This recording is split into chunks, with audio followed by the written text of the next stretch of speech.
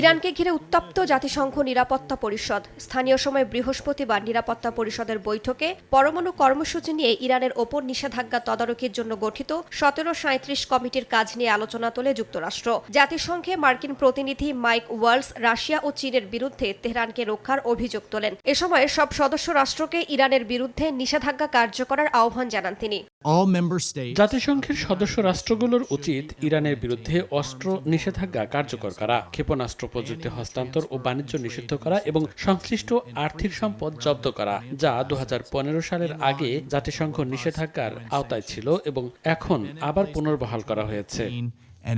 যুক্তরাষ্ট্রের এমন অভিযোগের বিরোধিতা করে ইরানের দুই ঘনিষ্ঠ মিত্র হিসেবে পরিচিত চীন ও রাশিয়া। রাশিয়ার রাষ্ট্রদূত ভেসিলি নেবেনজিয়া বলেন, ইরানের পারমাণবিক অস্ত্র তৈরির পরিকল্পনা নিয়ে যে আতঙ্ক তৈরি করা হয়েছে তার কোনো প্রমাণ আন্তর্জাতিক পারমাণবিক শক্তি সংস্থার প্রতিবেদনে নেই।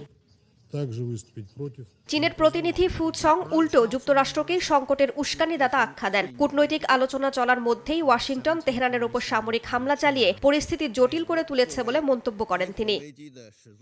যদিও শেষ পর্যন্ত ভোটাভুটিতে চীন রাশিয়ার পরাজয় হয়। এদিন 15টি সদস্য দেশের মধ্যে 10টি দেশ ইরানের ওপর পুনরায় নিষেধাজ্ঞা আরোপের পক্ষে ভোট দেয়। ভোটদানে বিরত থাকে পাকিস্তান ও সোমালিয়া। ব্রিটেন ও ফ্রান্সের দাবি, ইরান পারমাণবিক কর্মসূচি নিয়ে উদ্বেগ দূর করতে ব্যর্থ হয়েছে এবং দেশটির মজুত ইউরেনিয়াম অন্তত 10টি পারমাণবিক অস্ত্র তৈরিতে সক্ষম।